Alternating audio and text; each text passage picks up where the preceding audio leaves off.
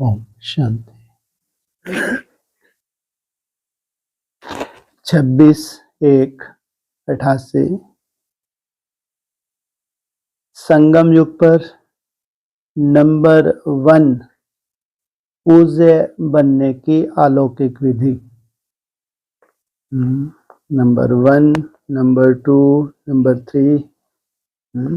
पूज्य का आधार भी क्या बताया? पूजा का आधार प्योरिटी। तो नंबर 1 पूज्य बनने की विधि, अलौकिक विधि।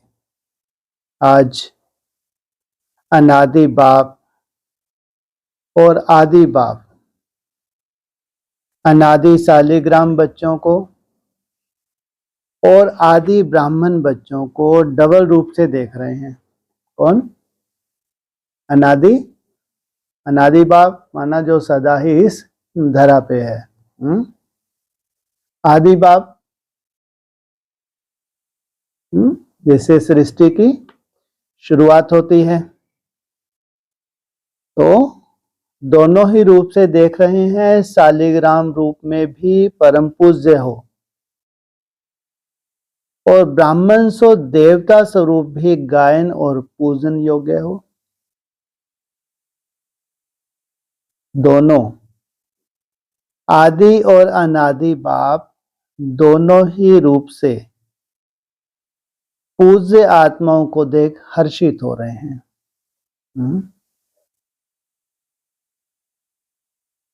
अनादि बाप ने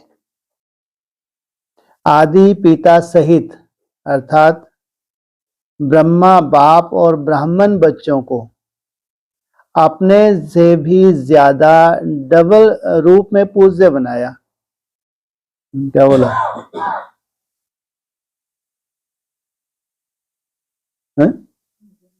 मधुबन क्या है? किस रूप से? कितने रूप से? डबल रूप। कौन कौन सा? आदि को? आदि और अंत। आदि रूप कौन सा?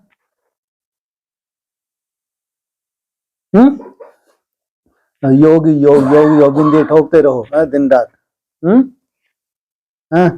आदि रूप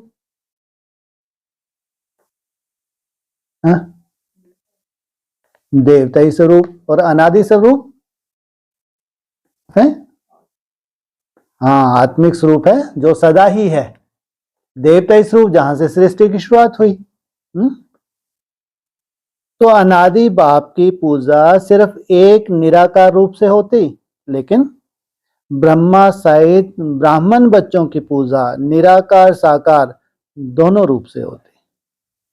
तो बाप बच्चों को अपने से भी ज्यादा डबल रूप से महान मानते हैं। बाप की तो सिंगल रूप में और तुम्हारी डबल रूप में। आज बाप दादा बच्चों की विशेषताओं को देख रहे थे। हर एक बच्चे की विशेषता अपनी अपनी है। कोई बाप की और सर्व ब्राह्मण आत्माओं की विशेषताओं को जान स्वयं में सर्व विशेषताएं धारण कर श्रेष्ठ अर्थात विशेष आत्मा बन गए हैं। और कोई विशेषताओं को जान और देखकर खुश होते हैं, लेकिन अपने में सर्व विशेषताएं धारण करने की हिम्मत नहीं है।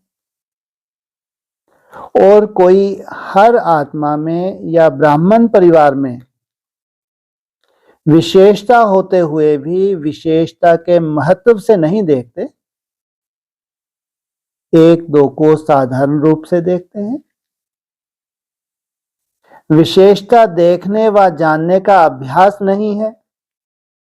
व गुण ग्राहक बुद्धि अर्थात गुण ग्रहण करने की बुद्धि ना होने के कारण विशेषता अर्थात गुण को जान नहीं सकते। क्या होना चाहिए?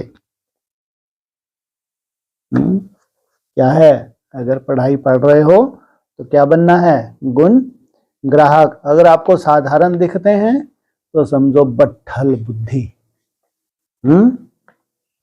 जितनी सूक्ष्मता होगी तो उतनी सूक्ष्म तुम्हारी बुद्धि बनेगी, है? जितनी सूक्ष्म बुद्धि होगी उसी दृष्टि से तुम देख पाओगे। हमको मन बुद्धि के साक्षात्कार है, बंद आंखों के ऐसे तुमने सीन देख लिया, ऐसा कुछ होता है क्या?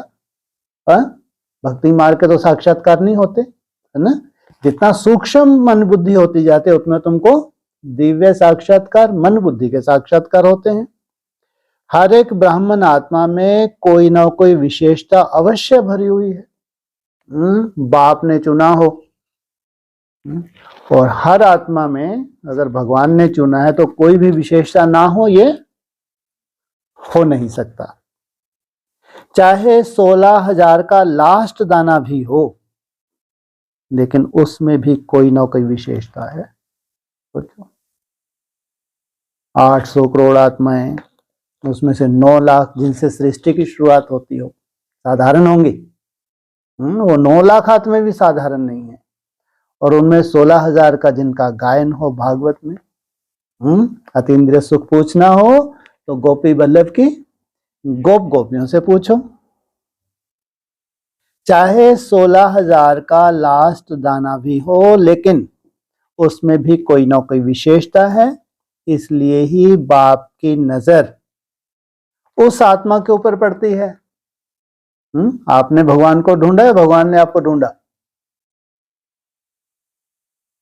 भगवान की नजर पड़ जाए, वह भगवान अपना बनावे, तो जरूर विशेषता समाई हुई है ना। हम तो गलती कर सकते हैं, हम परखने में गलती कर सकते नहीं कर सकते, लेकिन जो त्रिकालदर्शी है, इसलिए ही वह आत्मा ब्राह्मणों की लिस्ट में आई है। लेकिन सदा हर एक की विशेषता को देखने और जानने में नंबरवार बन जाते हैं। भगवान ने तो चुन लिया, लेकिन यहां नंबर का आधार सबको किस नजर से देखना है? ये साधारण नहीं है, और सब में विशेषताएं भी हैं। देख सको तो क्या देखो? उसकी विशेषता को देखो। लेकिन होता क्या है, अगर एक भी अवगुण होगा तो बार बार नजर में आएगा, और विशेषता पूरी, कई विशेषता भी हों तो विशेषताएं छुपी रहती हैं, लेकिन एक भी अवगुण अगर है तो वो बार बार दिखता है। तो इसको क्या कहेंगे? सुंदर पुरुषार्थ या कनिष्ठ पुरुषार्थ। तो बाप दादा जानते हैं कि कैसे भी भल ज्ञान की धारणा व सेवा में, याद में कमजोर हैं, लेकिन बाप को जानने, बाप के बनने में विशाल बुद्धि, बाप को देखने की दिव्य नजर, यह विशेषता तो है जो आजकल के नामी ग्रामी विद्वान भी नहीं जान सकते, पहचान सकते। लेकिन उन आत्माओं ने जान लिया। कोटों में कोई, कोई में भी कोई, इस लिस्ट में तो आ गए। पूरे विश्व में सोचो कितने ब्राह्मण हैं? पूरे वर्ल्ड में कितने ब्रह्मा कुमार कुमारी होंगे? सोचो, कहाँ ढेर ब्राह्मण, लाखों ब्राह्मण, उसमें से भी बाप की पहचान, इतनी बड़ी बात है। इसलिए कहा कोटों में कोई और कोई में भी कोई, इस लिस्ट में तो आ गए ना। इसलिए कोटों में से विशेष आत्मा तो हो गए ना। कोटों माना, हाँ, कम से कम बहुवचन है ना। हाँ, कोटों, करोड़ों। तो विशेष क्यों बने? क्योंकि ऊंच से ऊंच बाप के बन गए। सभी आत्माओं में ब्राह्मण आत्माएं विशेष हैं,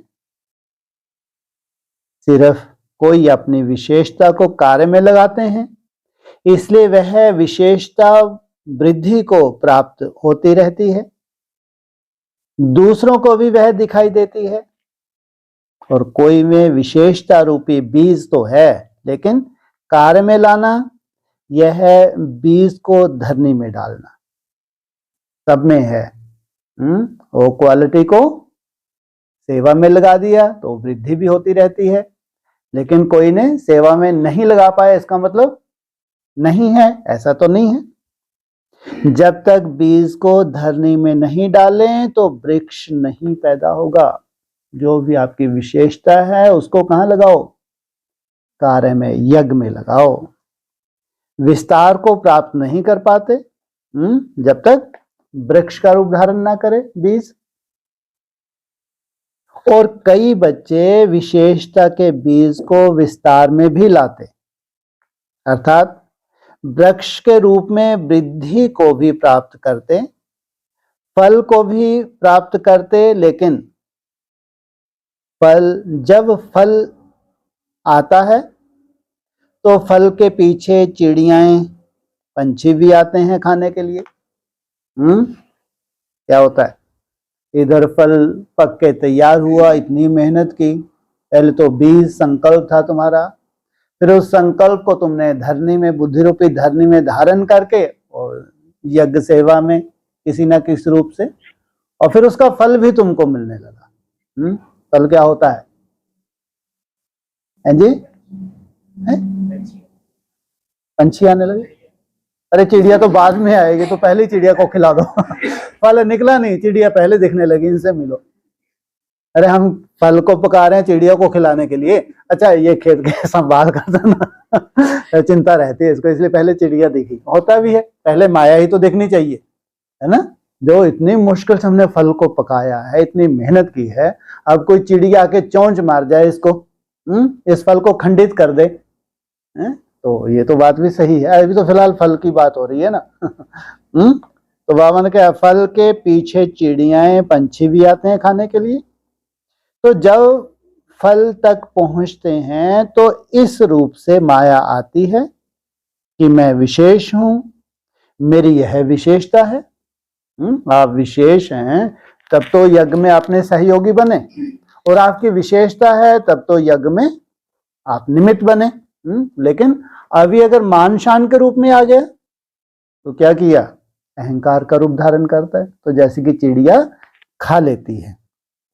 यह नहीं समझते हैं कि बाप द्वारा प्राप्त हुई विशेषताएं हैं। अगर हमने यज्ञ को कुछ दिया भी है, यज्ञ के लिए निमित्त बने भी हैं, तो किसने निमित्त बनाया?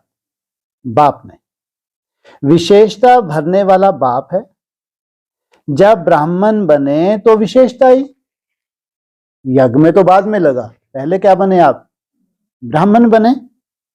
ब्राह्मण जीवन की देन है, बाप की देन है, इसलिए फल के बाद अर्थात सेवा में सफलता के बाद यह अटेंशन रखना भी जरूरी है। नहीं तो माया रूपी चिड़िया, पंछी फल को जूठा कर देते या नीचे गिरा देते हैं। जैसे खंडित मूर्ति की पूजा नहीं होती, माना जाता है कि यह मूर्ति है लेकिन पूजी नहीं जाती। मूर्ति तो है लेकिन पूजनीय नहीं है, क्यों? खंडित हो गई। ऐसे जो ब्राह्मण आत्माएं सेवा का फल अर्थात सेवा में सफलता प्राप्त कर लेते हैं, लेकिन मैंपन की चिड़िया का फल को खंडित कर दिया, इसलिए सिर्फ माना जाएगा कि सेवा बहुत अच्छी करते हैं, महारथी हैं, सर्विसेबल हैं, लेकिन संगम युग पर भी सर्व ब्राह्मण परिवार के दिल में स्नेह के पात्र व पूज्य नहीं बन सकते हैं। सब ब्राह्मण आत्माएं आपको पूज्य के रूप में स्वीकार करें, दिल से स्वीकार करें, ऐसा नहीं होता। तो संगम युग में दिल का स्नेह, दिल का रिगार्ड, यही पूज्य बनना है। ऊपर से आपकी कोई महिमा करता रहे और आप तो चने के झाड़ पे चढ़ा दे, तुम्हारा क्या हो जाएगा? बाकी अगर सच्चे दिल से सेवा की है, निरहंकारी होके की है, तो दिल का झुकाव ना हो, दूसरे स्वीकार ना करें, ये हो नहीं सकता। तो फल को मैंपन में लाने वाले ऐसे पूजे नहीं बन सकते। पहले ही फल को किस में ले आए, तो ये पूज्य नहीं बन सकते। एक है दिल से किसको ऊंचा मानना, तो ऊंचे को पूज्य कहा जाता है। जैसे आजकल की दुनिया में भी बाप ऊंचा होने के कारण बच्चे पूज्य पिताजी कहकर बुलाते हैं या लिखते हैं। ऐसे दिल से ऊंचा मानना अर्थात दिल से रिगार्ड देना। दूसरा होता है बाप की मर्यादा परमान रिगार्ड देना ही पड़ता है, क्योंकि बाप है, बड़ा है, तो मर्यादा परमान। और एक होता है दिल से, तो दिल से देना और देना ही पड़ता है, इसमें कितना अंतर है। पूज्य बनना अर्थात दिल से सर्व माने, मेजॉरिटी होने चाहिए। पहले भी सुनाया था कि 5% तो रह ही जाता है, उसकी चिंता नहीं, लेकिन मेजॉरिटी स्वीकार करे। 5% की तो बाबा कह रहे कोई चिंता ही नहीं, लेकिन मेजॉरिटी दिल से माने, यह है संगम युग का पूज्य बनना। जो संगम युग पे पूज्य है वो भविष्य में भी पूज्य के अधिकारी बनते हैं। पूज्य बनने का संस्कार भी अभी से ही भरना है, लेकिन भक्ति मार्ग के पूज्य बनने में और अब के पूज्य बनने में अंतर है। अभी आपके शरीरों की पूजा नहीं होती, क्योंकि अंतिम पुराना शरीर है, तमोगुणी तत्वों का बना हुआ शरीर है। अभी फूलों के हार नहीं पड़ेंगे। भक्ति मार्ग में तो देवताओं के ऊपर चढ़ाते हैं ना। पूजे की निशानी है धूप जलाना, हार पहनना, आरती करना, कीर्तन करना, तिलक लगाना। संगम युग पर यह स्थूल विधि नहीं है, लेकिन संगम युग में सदा दिल से उन पूज्य आत्माओं के प्रति सच्चे स्नेह की आरती उतारते रहते हैं। स्थूल रूप में कोई फॉर्मेलिटी नहीं करते, लेकिन दिल से उनके प्रति जो रिगार्ड है वो जैसे कि उनकी आरती उतारते रहते हैं। आत्माओं द्वारा सदा कोई ना कोई प्राप्ति का कीर्तन करते रहते हैं। सदा उन आत्माओं के प्रति शुभ भावना की धूप व दीपक जगाते रहते हैं।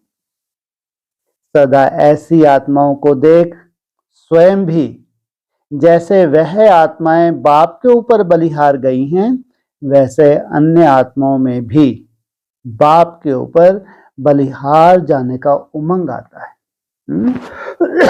जैसे इन्होंने अपना न्योछावर किया, हम भी ऐसे बलिहार जाएं। तो बाप के ऊपर बलिहार जाने का हार सदा उन आत्माओं को स्वतः ही प्राप्त होता है। इतनी बड़ी बात है। आपको देख के औरों को प्रेरणा हो। ऐसी आत्माएं सदा स्मृति स्वरूप के तिलकधारी होती हैं। क्या ऐसी आत्माएं? कौन सा तिलक? भ्रुकुटी में आसान होता जाता है। तिलकधारी होती हैं। इस अलौकिक विधि से इस समय के पूज्य आत्माएं बनती। भक्ति मार्ग के पूज्य बनने से श्रेष्ठ पूजा अब की है। क्या? एक होगी द्वापर कलयुग में, लेकिन उससे श्रेष्ठ पूजा अब की है। जैसे भक्ति मार्ग की पूज्य आत्माओं के 2 घड़ी के संपर्क से, अर्थात सिर्फ मूर्ति के सामने जाने से 2 घड़ी के लिए भी शांति, शक्ति, खुशी का अनुभव होता है।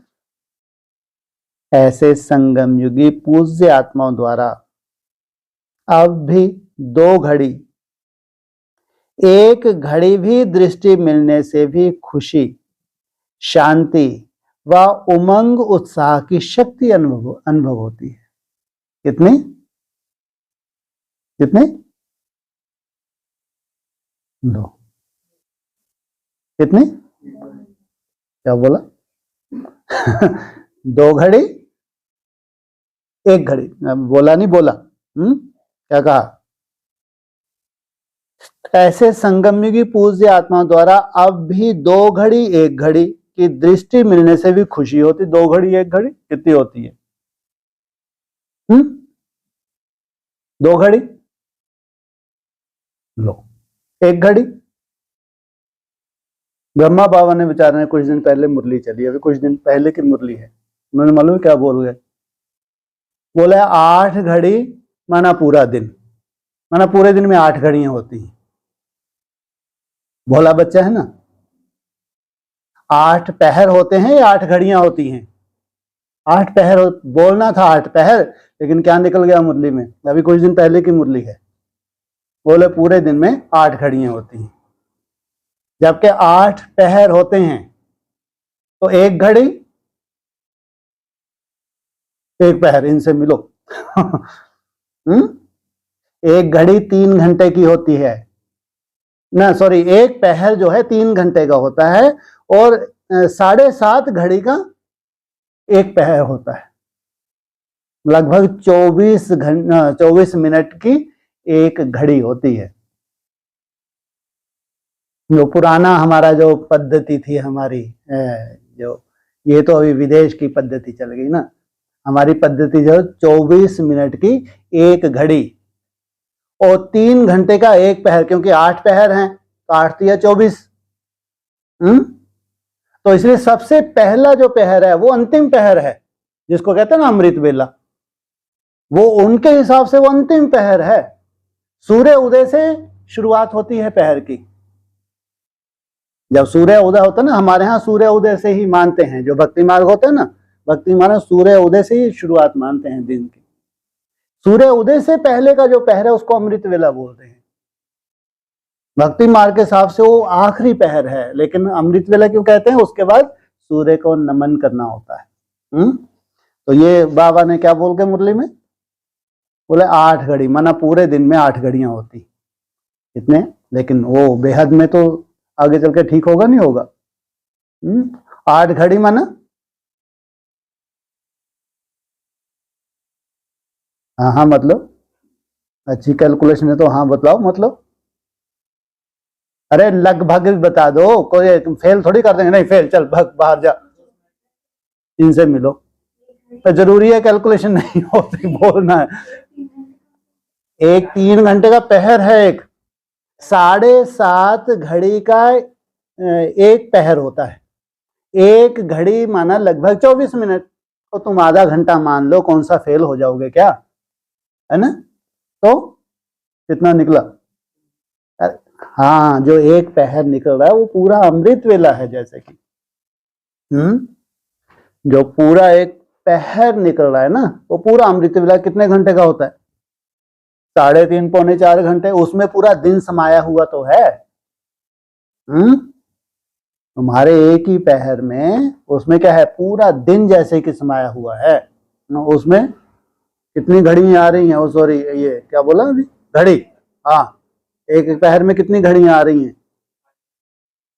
7.5 के आसपास होता है। तो एकदम एक कैलकुलेशन भी हो तो पूरी ही हो, है ना? तो यहाँ बाबा ने क्या बोला? ऐसे संगम युगी पूज्य आत्माओं द्वारा अब भी 2 घड़ी, वो 2 घड़ी को मोटे रूप में बोलेंगे 2 घंटे, ये जो पुरानी पद्धति थी उस हिसाब से। और अव्यक्त वाणी जो चलेगी, ये एक अलग दृष्टि को ना ध्यान रखना। ब्रह्मा बाबा ने जो बोल दिया वो निकल गया, वो बात अलग, वो बेहद में भी होगा, हर चीज है। लेकिन अव्यक्त वाणी में अगर कुछ आ रहा है, वो अव्यक्त आत्माएं हैं, वो साधारण नहीं है। वो हर कुछ तो बोल भी नहीं सकती। अगर अव्यक्त वाणी में आ गया कि 5 मिनट तुम अशरीरी बन के टिकोगे तो तुम्हारी पूरी नींद पूरी हो जाएगी। सोचो, सोने की दरकार ही नहीं, निद्रा जीत, ये चीजें हैं। तो अव्यक्त आत्माएं हैं। अव्यक्त वाणी में जो भी आने वाला पूरे रहस्य खोलेंगे। बीज रूप आत्माओं की क्या अवस्था होती है, कैसे अपनी चेकिंग करें, 8 घंटे की बीज रूप अवस्था क्या प्रभाव है, पूरा हर चीज अव्यक्त वाणी में किसी न किसी रूप से जरूर आने वाली है। तो इसलिए बोला, ऐसे संगम युगी पूज्य आत्माओं द्वारा अब भी 2 घड़ी, 1 घड़ी भी दृष्टि मिलने से खुशी, शांति व उमंग उत्साह की शक्ति अनुभव होती है। ऐसे पूज्य आत्माएं अर्थात नंबर 1 विशेष आत्माएं हैं। सेकंड और थर्ड तो सुना दिया, उसका विस्तार क्या करेंगे? सेकंड वाले, थर्ड वाले में क्या बताया था ऊपर, सेकंड वाले उतनी हिम्मत धारण नहीं कर पाते, जो विशेषताएं बताया। थर्ड वालों को तो साधारण ही दिखते हैं, तो उनकी तो बाबा बात क्या करेंगे, हैं तो सब विशेष आत्माओं की लिस्ट में, लेकिन 1 2 3 नंबर वार है। लक्ष्य सभी का नंबर 1 का होता है, तो ऐसे पूज्य बनो।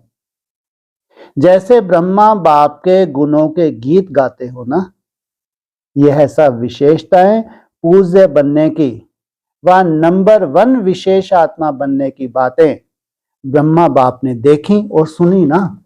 क्या ब्रह्मा बाप की तो विशेषताएं पूज्य बनने की व नंबर 1 विशेष आत्मा बनने की बातें ब्रह्मा बाप में देखी सुनी ना। तो जैसे ब्रह्मा की साकार आत्मा नंबर 1 संगम युगी पूज्य, सो भविष्य में नंबर 1 पूज्य बनते हैं। भविष्य का आधार भी कहां पे, यहां पे। यहाँ के पूज्य जो भी होंगे नंबर, वहां भी उसी आधार से उनकी पूजा होगी। तो लक्ष्मी नारायण नंबर 1 पूज्य है ना, ऐसे आप सभी भी ऐसे बन सकते हैं। क्या लक्ष्मी नारायण अगर नंबर 1 पूज्य हैं तो आप सभी भी ऐसे बन सकते हैं। और बनने का आधार क्या है, किस आधार से बन सकते हैं,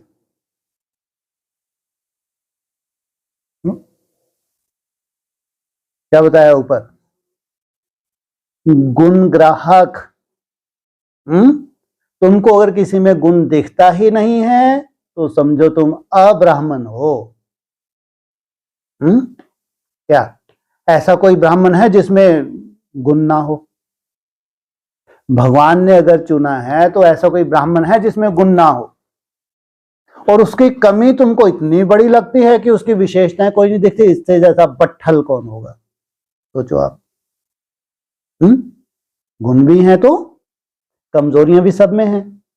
माना वो एक कमी तो तुमको दिखती है, जो इतने सारे गुण हैं वो नहीं दिखते। तो ये कौन सी कैटेगरी के पूज्य होंगे? तो ये बाप ने बताया। जैसे बाप के साथ साथ ब्रह्मा बाप की कमाल गाते हैं, ऐसे आप सभी भी सदा ऐसा संकल्प बोल और कर्म करो जो सदा ही कमाल का हो। ऐसी कुछ तपस्या करो, अपना जीवन भी धन्य हो जाए, और तुम्हारी पीढ़ी भी धन्य हो जाए। कहते ना, पीढ़ी कहो कुल कहो। तो वहां अपने कुल में जन्म लेंगे, 21 पीढ़ी बोला नहीं बोला, 21 पीढ़ी धन्य हो जाए, अभी वो पीढ़ी धन्य हो जाए। वाह, क्या हमारे पूर्वज। तो जब कमाल होगी तो धमाल नहीं होगी। क्या अभी क्या होती है? अभी संस्कारों की धमाल होती है, क्योंकि अभी कमाल नहीं है। जब कमाल होगी तो ये सब धमाल समाप्त। कमाल नहीं करते हो, धमाल करते हो। चाहे संकल्पों की धमाल करो, चाहे वाणी की करो, संकल्पों में भी व्यर्थ तूफान चलता है तो धमाल है ना। धमाल नहीं, कमाल करनी है। क्योंकि आदि पिता ब्रह्मा के ब्राह्मण बच्चे सदा ही पूज्य गाए जाते हैं। अभी लास्ट जन्म में भी देखो तो सभी से ऊंचा वर्ण कौन सा गाया जाता है? कौन सा वर्ण ऊंचा गाया जाता है? ब्राह्मण वर्ण। सोचो, भगवान ने आके जब ब्राह्मण बनाए होंगे, उनसे श्रेष्ठ कोई होगा संसार में? ब्राह्मण वर्ण कहते हैं ना, ऊंचा नाम है, और ऊंचे श्रेष्ठ काम के लिए ही भी ब्राह्मणों को बुलाते हैं। किसके कल्याण के लिए भी ब्राह्मणों को ही बुलाते हैं। तो लास्ट जन्म तक भी ब्राह्मण आत्माओं का ऊंचा नाम, ऊंचा काम प्रसिद्ध है, परंपरा से चला रहा है। सिर्फ नाम से भी काम चला रहे हैं। सोचो, अभी वो ब्राह्मण है नहीं, लेकिन ब्राह्मण घर में पैदा हो गए तो भी सोचो क्या चल रहा है। नाम चल रहा है। तो सिर्फ नाम से भी काम चला रहे हैं, काम आपका है, लेकिन नाम वाला उन्हों का भी चल रहा है। सोचो, केवल जन्म ले लिया, संस्कार भले नहीं है, वो काम किन्होंने किए इतने श्रेष्ठ? संगम युग पे इससे देखो कि सच्चे ब्राह्मण आत्माओं की कितनी महिमा है और कितनी महान है। सच्चे ब्राह्मण, और वो ठप्पा तो लग गया ब्रह्मा कुमार कुमारी का, क्योंकि बाप के बने ब्राह्मण बने नहीं बने, वो हद के ब्राह्मण है, बेहद के ब्राह्मण है। तो हद के ब्राह्मण हो गए कि जन्म ले लिया, ब्रह्मा के औलाद बन गए, संस्कार भले ही ना हो तो भी पूज रहे नहीं पूज रहे। तो महिमा है और कितने महान है। ब्राह्मण नाम भी अविनाशी हो गया। क्या ब्रह्मा के औलाद बने तो ब्राह्मण नाम भी क्या हो गया? अविनाशी हो गया। अविनाशी प्राप्ति वाली जीवन हो गई। ब्राह्मण बनना अर्थात प्राप्ति भी कैसी? कोई छीन नहीं सकता। ब्राह्मण जीवन की विशेषता है मेहनत कम, प्राप्ति ज्यादा, क्योंकि मोहब्बत के आगे मेहनत नहीं है। जानता है बाप समान बनने में दिन रात एक करना पड़ता है, लेकिन जहां मोहब्बत है वहां पे मेहनत नहीं है। अब लास्ट जन्म में भी ब्राह्मण मेहनत नहीं करते, आराम से खाते रहते हैं। वो ब्राह्मण ब्रह्मा कुमार कुमारी आराम से क्या है? खाते रहते हैं। कमाई किसने की? आदि सो अंत होगा नहीं होगा। अगर नाम का भी काम करते हैं तो भी भूखे नहीं रह सकते। सोचो कितनी बड़ी बात है। तो इस समय के ब्राह्मण जीवन की विशेषताओं की अब तक निशानियां देख रहे हो। इतनी श्रेष्ठ विशेषात्मा हो, समझा? वर्तमान समय पूज्य तो भविष्य के पूज्य। अब भी आपकी पूजा हुई तो भविष्य में भी पूजा हो। पूजा के लिए थोड़ा सा ही समय बचा है। इसलिए क्या बोला? कौन से राजाएं हैं? डबल ताजधारी राजाओं के सामने सिंगल ताजधारी राजाएं पूजा करते हैं। आए ये सिंगल ताजधारी, प्रजा तो बहुत इकट्ठी गई, जोनल इंचार्ज भी बन गए। अगर प्योरिटी की वो पावर नहीं है जिस पावर को भगवान देखना चाहता है, तो सिंगल ताज है, डबल ताज है। और डबल ताजधारी पूज्य आत्माएं तो सिंगल ताजधारी ये झुकते हैं आगे चल के उनके आगे, तो उनकी पूरी प्रजा किनके अंडर में चली जाएगी? इतने बड़े बड़े जोनल इंचार्ज बने, लेकिन सिंगल ताज है। तो डबल ताजधारी जो ब्राह्मण प्रत्यक्ष होंगे, देवता प्रत्यक्ष होंगे, तो उनके सामने झुकेंगे नहीं झुकेंगे? तो उनकी प्रजा पूरी किनके पास चली जाएगी? वो डबल ताजधारी जो विशेष ब्राह्मण हैं, जिनको महाराजा का टाइटल मिलता है। इसलिए मुरली भी बोला कि सिंगल ताज वाले राजाएं डबल ताज वाले राजाओं की पूजा करते हैं। तो चेक करो, ब्रह्मा की कहानी सुना रहे हैं ना, अभी और भी रही हुई है। ये पूज्य की कहानी सुना रहे हैं कि पूज्य कैसे बनते हैं, अभी और भी रही हुई है। यह ब्रह्मा बाप की विशेषता सदा सामने रखो, और किसी बातों में नहीं जाओ, लेकिन विशेषताओं को देखो और वर्णन करो। हर एक को विशेषता का महत्व सुनाकर विशेष बनाओ।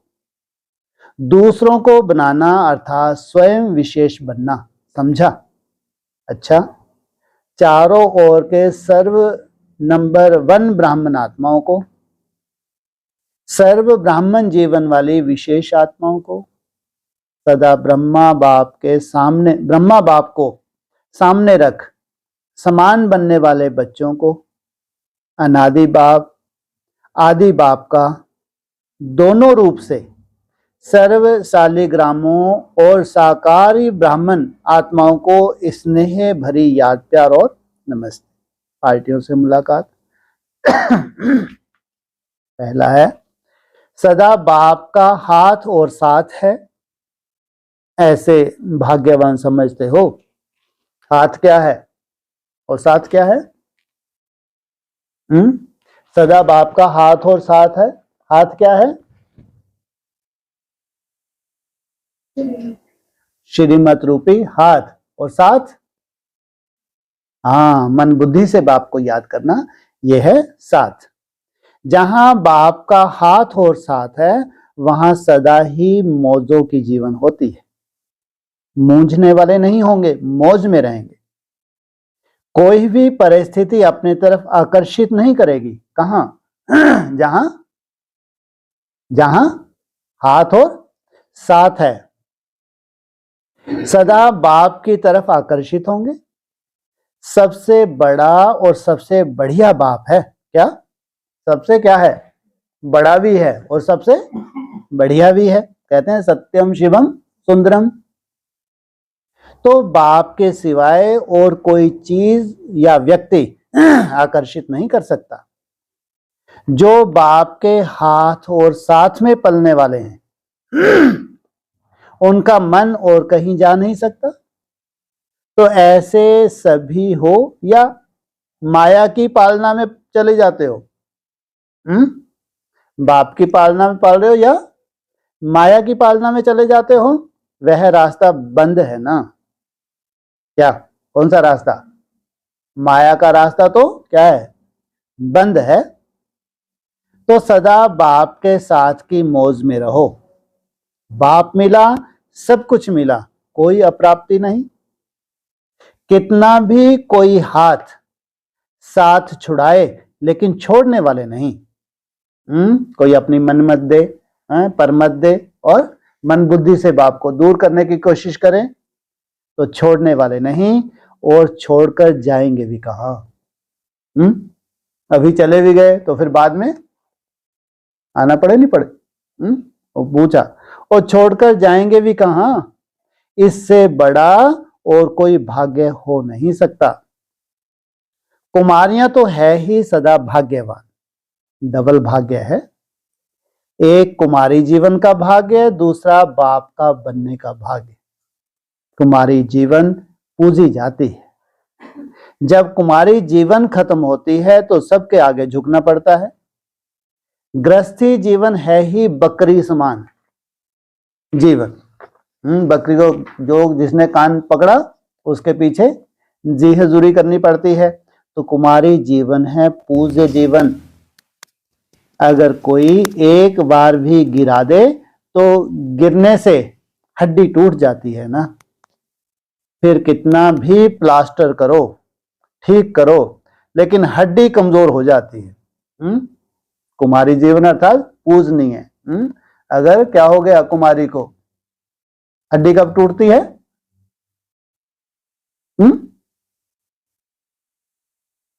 कहां गिरते हैं? नीचे गिरते। कैसे गिरते नीचे? माना अगर शादी बर्बादी हो गई तो जैसे कि हड्डी टूट गई। तो समझदार बनो। टेस्ट करके फिर समझदार नहीं बनना, फिर तो अधर कुमारी हो जाते हैं, कुमारी नहीं होते। दूसरा, सदा अपने को कल्प कल्प के विजयी आत्मा है अनुभव करते हो। अनेक बार विजयी बनने का पार्ट बजाया है और अब भी बजा रहे हैं। विजयी आत्माएं सदा औरों को भी विजय बनाती है। जो अनेक बार किया जाता है वह सदा ही सहज होता है, मेहनत नहीं लगती। अनेक बार की विजयी आत्मा है। इस स्मृति से कोई भी परिस्थिति को पार करना खेल लगता है, खुशी अनुभव होती है। विजयी आत्मा को विजय अधिकार अनुभव होती है। अधिकार मेहनत से नहीं मिलता, स्वतः ही मिलता है। तो सदा विजय की खुशी से, अधिकार से आगे बढ़ते औरों को भी बढ़ाते चलो। लौकिक परिवार में रहते लौकिक को अलौकिक में परिवर्तन करो, क्योंकि अलौकिक संबंध सुख देने वाला है। लौकिक संबंध से अल्पकाल का सुख मिलता है, सदा काल का नहीं। तो सदा सुखी बन गए। दुखियों की दुनिया से सुख के संसार में आ गए, ऐसा अनुभव करते हो। पहले रावण के बच्चे थे तो दुखदाई थे, अभी सुख दादा के बच्चे सुख स्वरूप हो गए। फर्स्ट नंबर यह अलौकिक ब्राह्मण परिवार है। देवताएं भी सेकंड नंबर हो गए क्या? फर्स्ट नंबर यह अलौकिक ब्राह्मण परिवार है, देवताएं क्या हो गए? क्यों? कहां देवताएं कहां ब्राह्मण? आज तो ब्राह्मण भी देवताओं की पूजा करते हैं। तो ब्राह्मण सेकंड क्यों? नहीं सॉरी, देवताएं सेकंड क्यों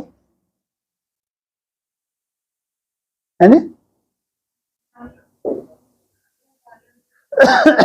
मेहनत जो तुमने की है इसकी बलिहारी है। वो तुम्हारी प्रारब्ध है। तो यह अलौकिक जीवन प्यारी लगती है ना। तीसरा है, सदा अपने को पद्मा पदम भाग्यवान अनुभव करते हो। सारे कल्प को ऐसा श्रेष्ठ भाग्य प्राप्त हो नहीं सकता, क्योंकि भविष्य स्वर्ग में भी इस समय के पुरुषार्थ की प्रारब्ध के रूप में राज भाग्य प्राप्त करते हो। प्रारब्ध तो है राजभाग की, लेकिन उसकी वो प्रारब्ध भी कहां बनाते हो? वर्तमान समय संगम युग पे। भविष्य भी वर्तमान भाग्य के हिसाब से मिलता है। महत्व इस समय के भाग्य का है। बीज इस समय डालते हो और फल अनेक जन्म प्राप्त होता है। तो महत्व तो बीज का गिना जाता है ना। इस समय भाग्य बनाना या भाग्य प्राप्त होना, यह बीज बोना है। तो इस अटेंशन से सदा पुरुषार्थ में तीव्र गति से आगे बढ़ते चलो और सदा इस समय के पद्मा पदम भाग्य की स्मृति इमर्ज रूप में रहे। नीचे दबी हुई नहीं, मर्ज रूप में नहीं, सदा नशा इमर्ज रूप में रहे। कर्म करते हुए याद रहे, कर्म में अपना श्रेष्ठ भाग्य भूले नहीं, स्मृति स्वरूप रहो। इसको कहते हैं पद्मा पदम भाग्यवान। इसी स्मृति के वरदान को सदा साथ रखना तो सहज ही आगे बढ़ते रहेंगे, मेहनत से छूट जाएंगे। अच्छा प्रश्न, लौकिक संबंध में बुद्धि यथार्थ फैसला देती रहे, उसकी विधि क्या है? किसी ने पूछा। उत्तर है, कभी भी लौकिक बातों को सोचकर फैसला नहीं करना है। अलौकिक शक्तिशाली स्थिति में रहकर फैसला करो। कोई भी पिछली बातें स्मृति में रखने से बुद्धि उस तरफ चली जाती है, फिर पिछले संस्कार भी प्रकट होते हैं, इसलिए मुश्किल होता है। बिल्कुल ही लौकिक वृत्ति भूल आत्मा समझ फिर फैसला करो तो यथार्थ फैसला होगा। इसे ही कहते हैं विकर्मा जीत का तख्त। वो कौन सा तख्त होगा? जिससे शुरुआत होगी विक्रमी संवत की, तो यह है विक्रमाजीत का तख्त। अलौकिक आत्मिक स्थिति ही विक्रमाजीत स्थिति का तख्त है। इस तख्त पर बैठकर फैसला करो तो यथार्थ होगा। अच्छा, ओम शांति।